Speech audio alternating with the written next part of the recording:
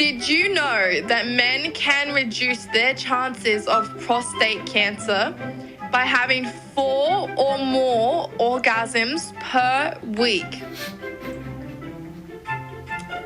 Need I say more? She may not say more, but I need to. I say that because there are entire movements of men who are advocating retaining semen for as long as physically possible. In fact, the NoFap movement even recommends doing this for up to 90 days to begin with. But a study by Ryder and colleagues followed over 30,000 men over 18 years and found that those who allowed their swimmers to exit their wrinkled fortress more than 21 times per month actually had a 20% reduced risk of prostate cancer. This was even still true when the researchers accounted for other things that could have caused this difference. The likely reason for this is that ejaculation flushes out the harmful chemicals that can build up in the semen over time.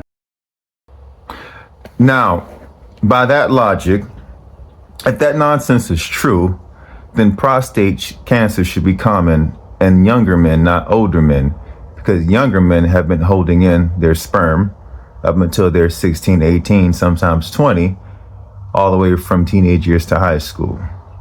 But instead, it's older men who are ejaculating all the time, getting the prostate cancer because they're releasing the vital essence of their body all the goddamn time. I hate when people like this spread bad information because they pick a piece of the truth, but then the resolution is always bad. So let's talk about semen retention one more time, because I got to respond to a bozo. First off, bozo, you are in the medical field. So most of the time when you're working in the hospital, your job is to keep people sick or addicted to drugs. That's why the hospital and the pharmaceutical industry is thriving with billions of dollars every year, but barely curing anybody. Second off, let's get to semen retention. Semen retention is a sacred practice.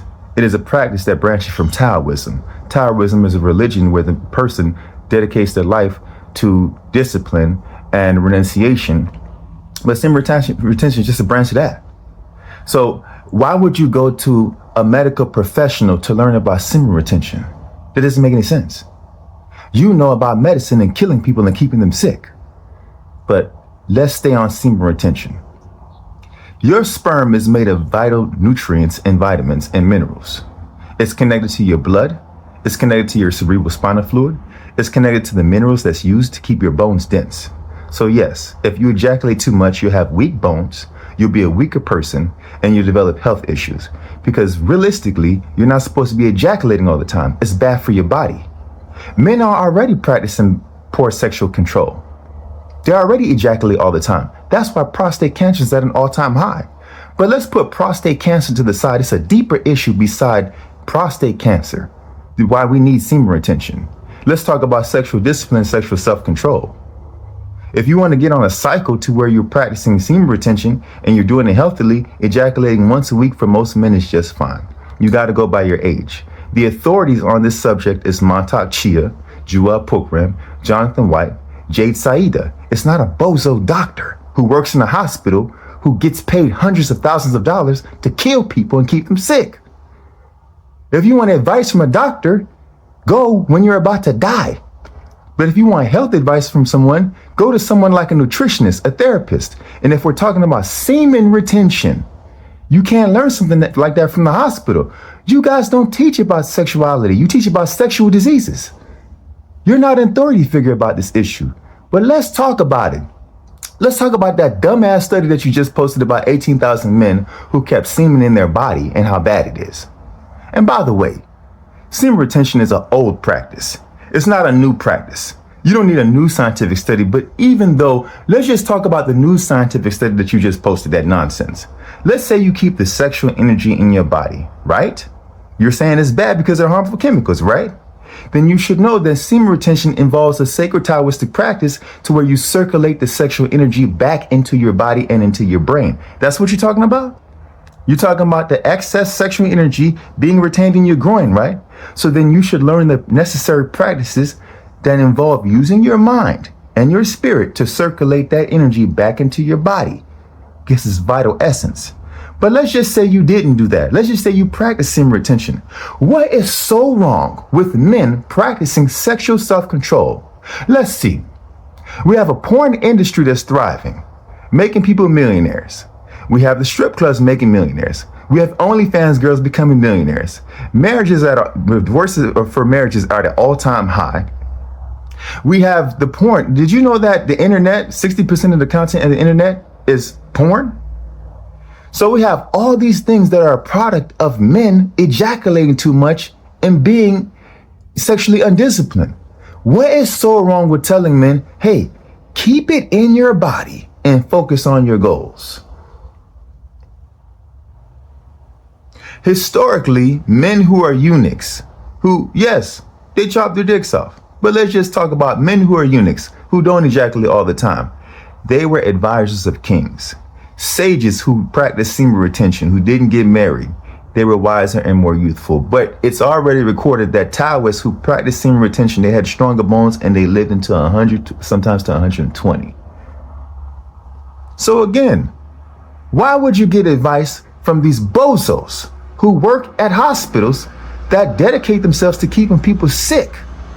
You know about death and disease. Stay in your lane. You don't know about semen retention.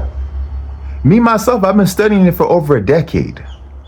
So I can guide you to where to get the information from. Yada Alameen, Montauk Chia, Joel Pokran, Jada Saida, and Jonathan White. Those are great authority figures if you want to get deeper into the research. There's 12 levels of enlightenment when it comes to orgasming and not ejaculating. This is a sacred practice. It's fine that somebody took a piece of Taoism and decided to offer it to men because it's so good for you. You don't have to be a Taoist to practice sexual discipline. But when I hear guys like this speak, I always find it interesting to piss me off, because this is a movement that men, a couple men like Kevin Gates and a couple other men are saying, hey, let's go ahead and try keeping it in our body instead of ejaculating all the time. This is a positive movement, and we got an idiot like you going online to spread misinformation. No, ejaculate 4 times a week. Your sperm is made of vital nutrients and minerals. You've already been ejaculating all the time. Prostate cancer is at an all-time high. What are you talking about? What are you talking about?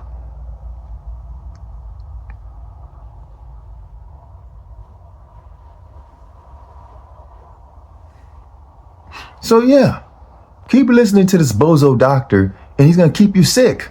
That's all he's paid to do. Couple $100,000 to keep you sick. But a couple people out there giving you information about semen retention, it's not going to hurt. It's not going to hurt men to practice sexual self-control. We need more men to practice sexual self-control, and we need more men to start practicing semen retention. It's better for society as a whole.